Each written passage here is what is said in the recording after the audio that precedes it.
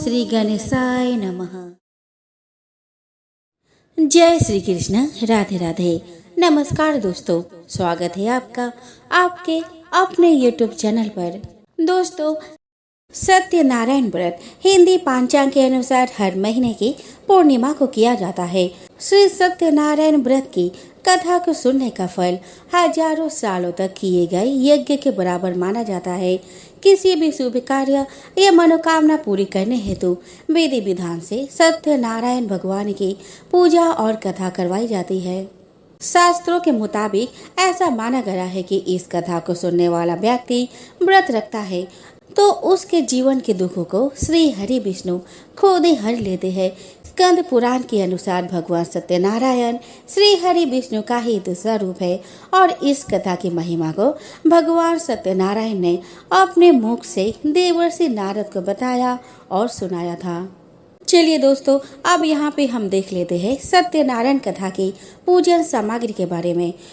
तो दोस्तों, सत्यनारायण की कथा में हमें शालिग्राम जी की मूर्ति, काला तिल, कलश, गंगा जल, गरीगोला, रोली, मोली, इत्र, इलायची, गमलगट्टा, चावल, दूर्वा, पंचमेवा, पीली सरसों, बतासा, बेलगिरी, लाल चंदन, सिंदूर, शहद, लौंग, सुपारी, कपूर, हल्दी, आम के पत्ते, ऋतुफल, कपड़े में आप 1.25 मीटर लाल और 1.25 मीटर पीला कपड़ा ले, तुलसी दल, चौकी, केसर, पंचरत्न, धूप, नैवेद्य, पंचपल्लव, गुलाब के फूल, पंचामृत, दूध, दही, घृत, शहद, शक्कर, पान का पत्ता, पुष्पों की माला, बंधनवार, जनेऊ, श्रीफल, गूगल, आम की लकड़ी, इंद्र जौ, देसी घी, नवग्रह, समिधा और हवन सामग्री की पैकेट। चलिए अब देख लेते हैं सत्यनारायण भगवान की पूजन विधि के बारे में। तो पूर्णिमा के दिन शाम के समय स्नान आदि से निवृत्त होकर पूजा स्थान में आसन पर बैठ जाए। पूजा के स्थान पर रंगोली बनाने के बाद उस रंगोली पर चौकी को रख देवे। फिर उस पर सतिया बनाते हैं। उस सतियों पर केले के पत्ता रख सुंदर सिंहासन पर भगवान का चित्र अथवा शालिग्राम जी की और गणेश जी की मूर्ति विराजमान करने के बाद कलश रखते हैं। सबसे पहले कलश की पूजा कर फिर श्री गणेश, गौरी, वरुण, विष्णु आदि सब देवताओं का ध्यान करके पूजन करें और संकल्प ले कि मैं सत्यनारायण भगवान का पूजन तथा कथा और श्रवण सदैव करूँगा या करूँगी। फिर पुष्प हाथ में लेकर सत्यनारायण भगवान का ध्यान करें। यज्ञोपवीत पुष्प, धूप, नैवेद्य आदि से युक्त होकर स्तुति करें कि हे भगवान, मैंने श्रद्धा पूर्वक फल, जल आदि सब सामग्री आपको अर्पण की है। अब आप इसे स्वीकार कीजिए और मेरा आपको बारंबार प्रणाम है। इसके बाद सत्यनारायण जी की कथा पढ़े। ये सुनने के बाद भोग लगाए, आरती करके प्रसाद बांटे और बड़ों का आशीर्वाद ले। इस पूजा और कथा सुनने में आप किसी विद्वान पंडित की मदद भी ले सकते हो। कुछ लोग सत्यनारायण व्रत के दिन पास के मंदिर में दोपहर में होने वाली कथा आरती में शामिल होकर चरणामृत और प्रसाद बांटकर प्रसाद को घर लाकर भोजन करने से पहले लेकर भोजन कर लेते हैं। दोस्तों, सत्यनारायण भगवान की पूजा का बहुत अधिक महत्व होता है। श्री सत्यनारायण व्रत कथा के कुल 5 अध्याय है, जिनका श्रवण करने से मनुष्य के सभी कष्ट मिट जाते हैं। चलिए दोस्तों, हम श्रवण करें श्री सत्यनारायण भगवान व्रत कथा का पहला अध्याय। श्री सत्यनारायण भगवान की जय। श्रीमन नारायण नारायण नारायण, भज मन नारायण नारायण नारायण। एक समय की बात है, नैमिषा अरण्य तीर्थ में शौनकादि 88,000 ऋषियों ने श्री सूत जी से पूछा कि हे प्रभु, इस कलि युग में वेद विद्या रहित मनुष्य को प्रभु भक्ति किस प्रकार मिल सकती है तथा उनका उद्धार कैसे होगा। हे मुनि श्रेष्ठ, कोई ऐसा तप बताइए जिससे थोड़े समय में ही पुण्य मिले और मनोवांछित फल भी मिल जाए। इस प्रकार की कथा सुनने की हम लोग इच्छा रखते हैं। सभी शास्त्रों के ज्ञाता सूत जी बोले, हे वैष्णवों में पूज्य, आप सभी ने प्राणियों के हित की बात पूछी है, इसीलिए मैं एक ऐसे श्रेष्ठ और व्रत के बारे में आप लोगों को जरूर बताऊंगा जिसके बारे में नारद जी ने लक्ष्मी नारायण जी से पूछा था। और लक्ष्मीपति श्री हरि ने नारद जी से कहा था, अब आप भी इसे सुनिए। एक समय की बात है, नारद जी दूसरों के हित की इच्छा के लिए अनेकों लोकों में घूमते हुए मृत्यु लोक में जा पहुँचे। यहाँ उन्होंने अनेक योनियों में जन्मे सभी मनुष्य को अपने कर्मों के अनुसार पीड़ा झेलते हुए देखा। उनका दुख देखकर नारद जी सोचने लगे कि ऐसा क्या किया जाए जिससे निश्चित रूप से मानव के दुखों का अंत हो जाए। इसी विचार पर मनन करते हुए वह विष्णु लोक में गए। वहाँ वह नारायण की स्तुति करने लगे और बोले कि हे भगवान, आप अत्यंत शक्ति से संपन्न हैं, निर्गुण स्वरूप, सृष्टि के कारण भक्तों के दुख को दूर करने वाले हैं। आपको मेरा प्रणाम। नारद जी की स्तुति सुन विष्णु भगवान बोले कि मुनि श्रेष्ठ, आपके मन में क्या बात है उसे निसंकोच कहो। इस पर नारद मुनि बोले कि मृत्यु लोक में अनेक योनियों में जन्मे मनुष्य अपने कर्मों के द्वारा अनेक दुख से दुखी हो रहे हैं। हे प्रभु, आप तो ये बताइए कि वो मनुष्य थोड़े प्रयास से ही अपने दुखों से कैसे छुटकारा पा सकते हैं। तब श्री हरि बोले कि हे नारद, मनुष्य की भलाई के लिए तुमने बहुत उत्तम प्रश्न पूछा है।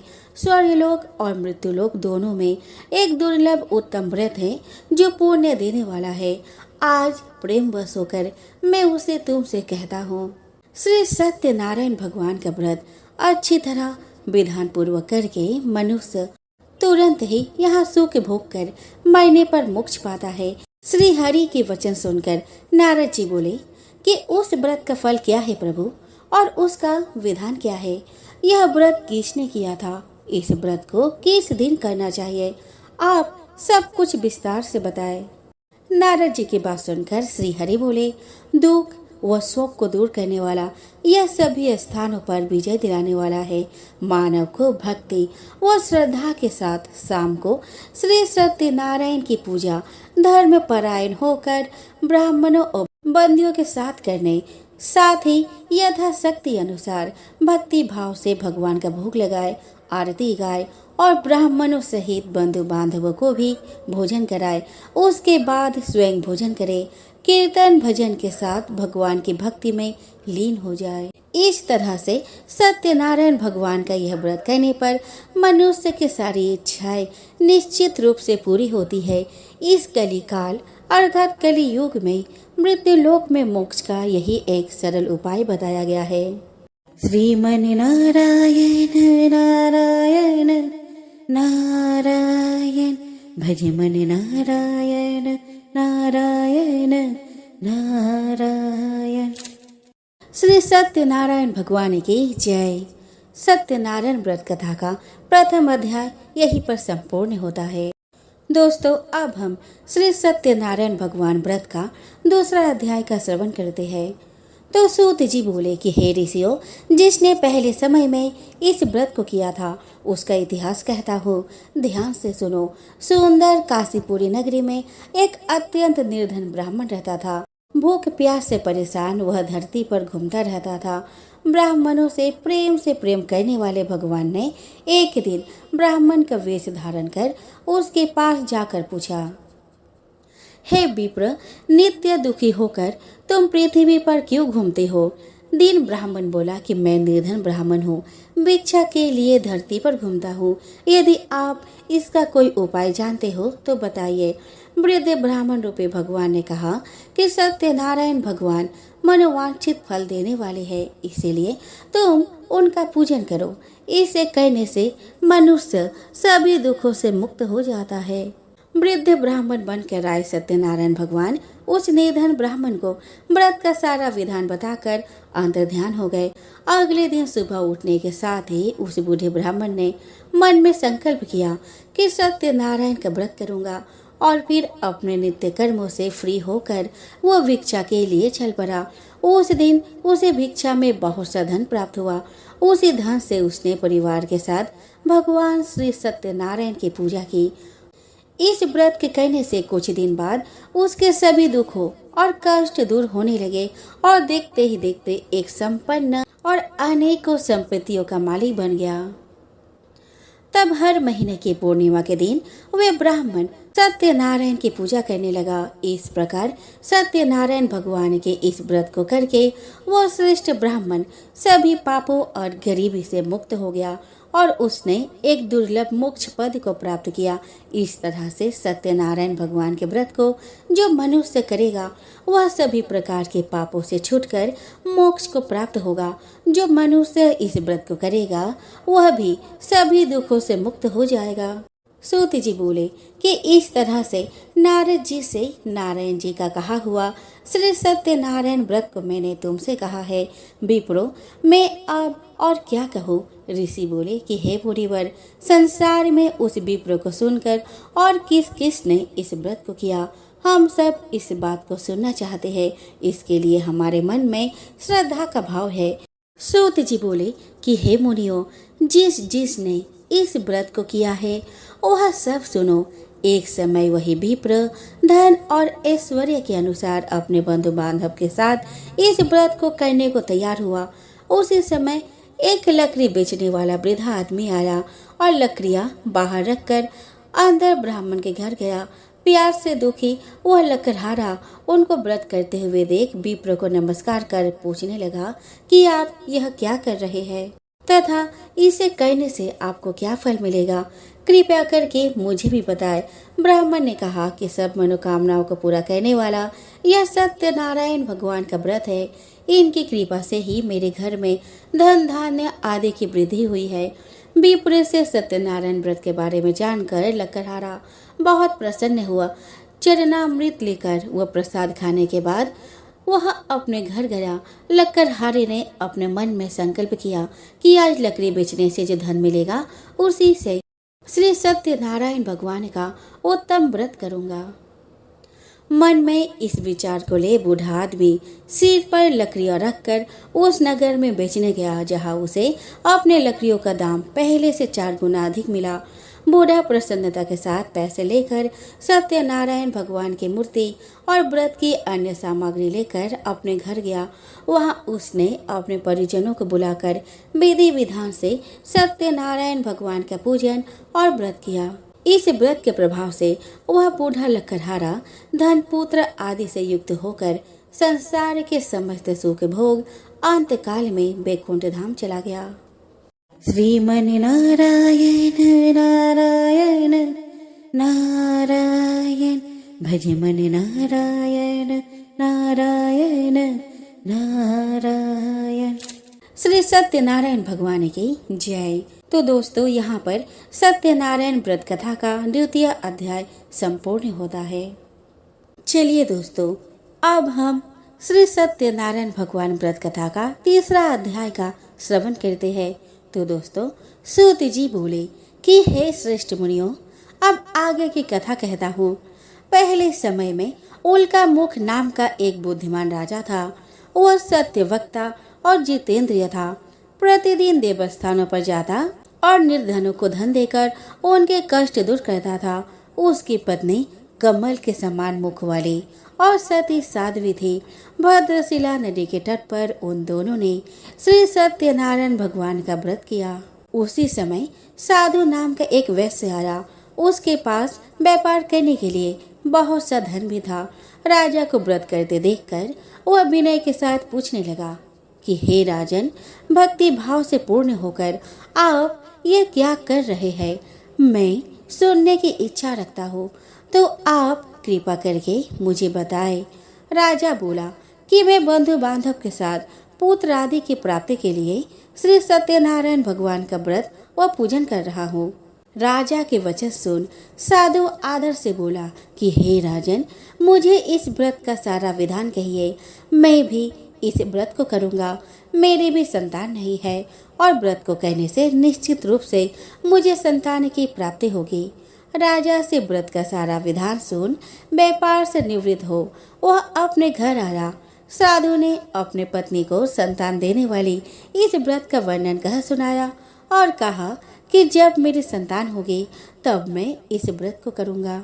साधु ने इस तरह के वचन अपने पत्नी लीलावती से कहे। एक दिन लीलावती पति के साथ आनंदित हो सांसारिक धर्म में प्रवृत्त होकर सत्यनारायण भगवान की कृपा से गर्भवती हो गई। 10वें महीने में उसके गर्भ से एक सुंदर कन्या ने जन्म लिया। माता पिता ने अपने कन्या का नाम कलावती रखा। एक दिन कलावती की माँ लीलावती ने अपने पति को याद दिलाया कि आपने सत्यनारायण भगवान के जिस व्रत को करने का संकल्प किया था उसे करने का समय आ गया है। आप इस व्रत को करिए। साधु बोला, हे प्रिय, इस व्रत को तो मैं उसके विवाह पर करूंगा। इस प्रकार अपनी पत्नी को आश्वासन देकर वह नगर को चला गया।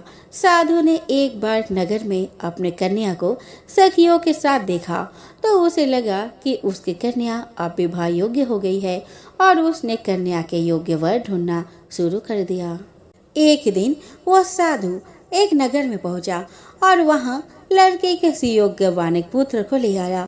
सुयोग्य लड़के को देख साधु ने बंधु बांधवों को बुलाकर अपने पुत्र का विवाह कर दिया। लेकिन दुर्भाग्य की बात यह कि साधु ने अभी भी सत्यनारायण भगवान का व्रत नहीं किया। दोस्तों, होना क्या था, इस पर श्री भगवान क्रोधित हो गए और श्राप दिया। अपने कार्य में कुशल साधु बनिया जमाई को लेकर समुद्र के पास स्थित होकर रत्नासारपुर नगर में गया। वहां जाकर दामाद ससुर दोनों मिलकर चंद्रकेतु राजा के नगर में व्यापार करने लगे।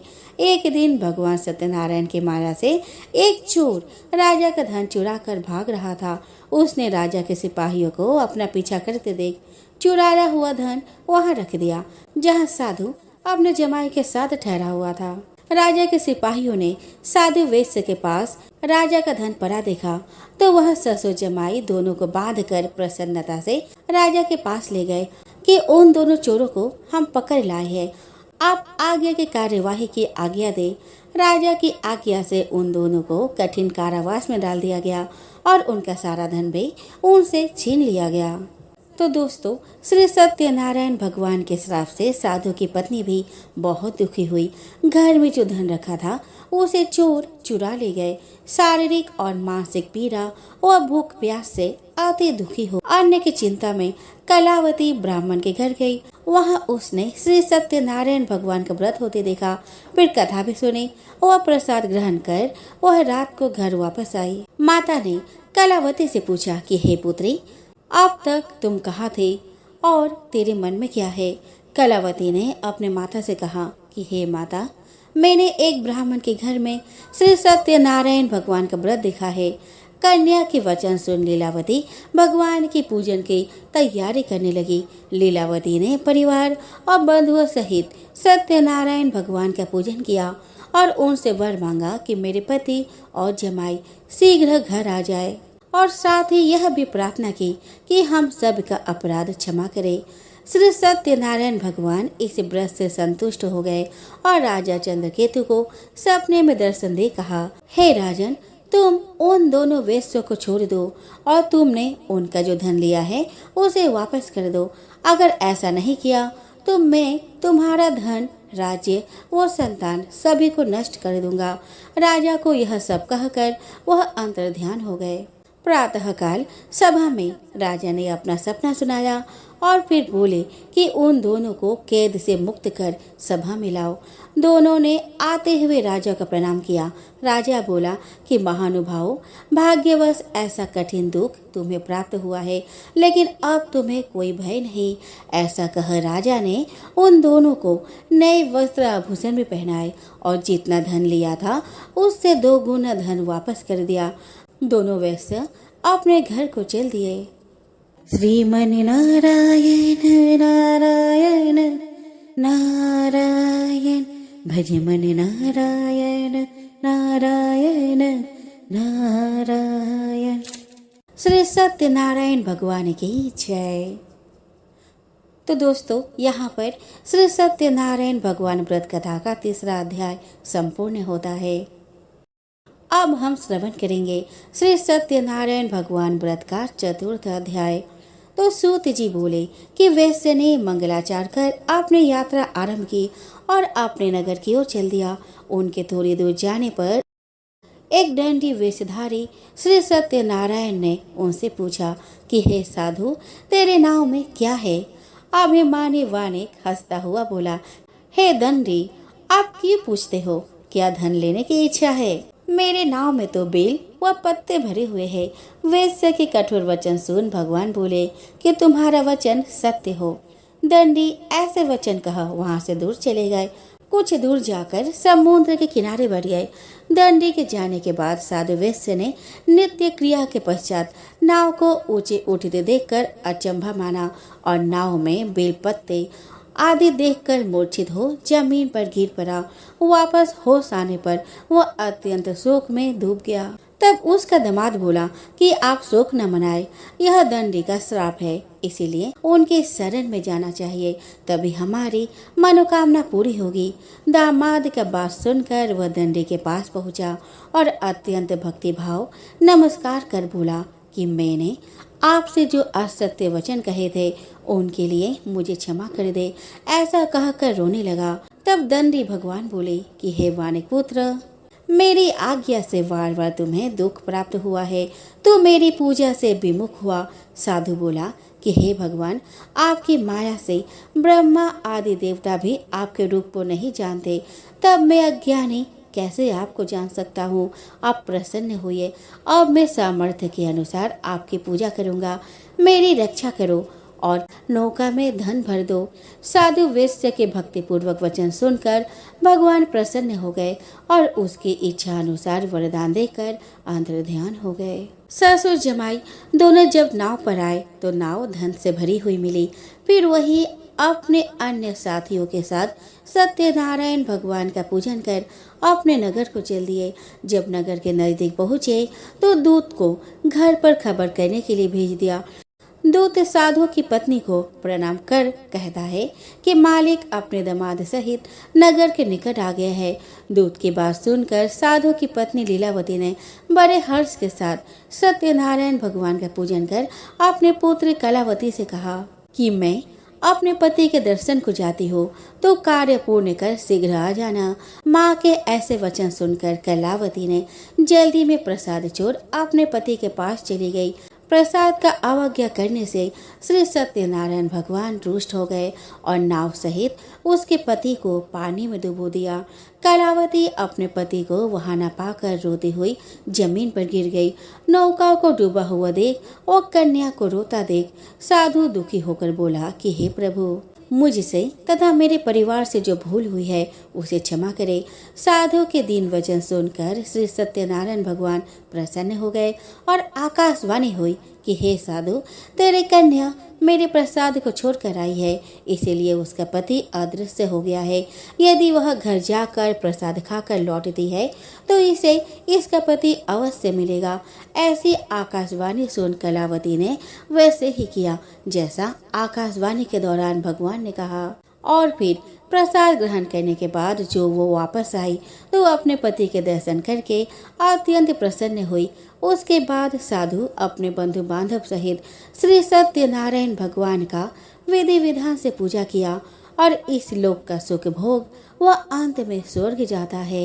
श्रीमन नारायण नारायण नारायण भजमन नारायण नारायण नारायण। तो दोस्तों, यहाँ पर श्री सत्यनारायण भगवान का चौथा अध्याय समाप्त होता है। बोलो श्री सत्यनारायण भगवान की जय।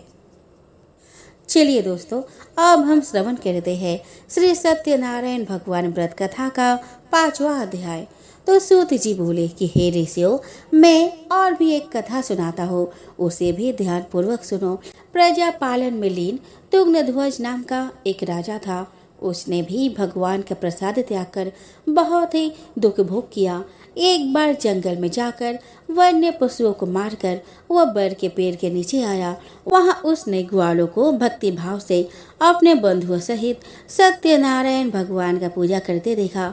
अभिमानवश राजा ने उन्हें देखकर भी पूजा स्थान में नहीं गया और न ही उसने भगवान को प्रणाम किया। ग्वालों ने राजा को प्रसाद दिया, लेकिन उसने वह प्रसाद नहीं खाया और प्रसाद को वही छोड़ वह अपने नगर को चला गया।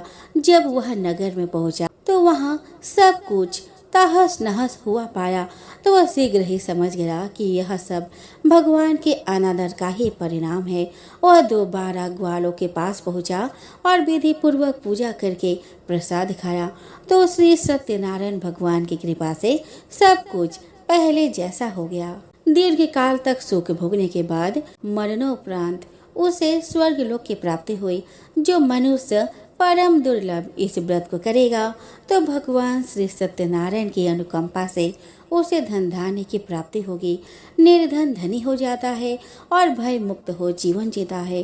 संतानहीन मनुष्य को संतान सुख मिलता है और सारे मनोरथ पूर्ण होने पर मानव अंत काल में बैकुंठ धाम को जाता है। तब सूत जी बोले कि जिन्होंने पहले इस व्रत को किया है, अब उनके दूसरे जन्म की कथा कहता हूँ। वृद्ध सतानंद ब्राह्मण ने सुदामा का जन्म लेकर मोक्ष की प्राप्ति की।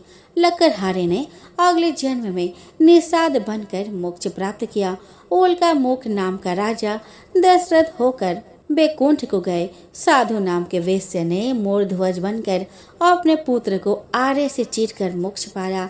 महाराज तुग्नध्वज ने स्वयंभू होकर भगवान में भक्त युक्त हो कर्म कर मोक्ष पाया। कथा सुनने के बाद सभी ने श्री हरि का झुककर प्रणाम किया। तो दोस्तों, यहाँ पर श्री सत्यनारायण व्रत कथा का 5वां अध्याय संपूर्ण होता है। तो प्रेम से बोलो श्री सत्यनारायण भगवान की जय। श्रीमन नारायण नारायण नारायण, भज मन नारायण नारायण नारायण।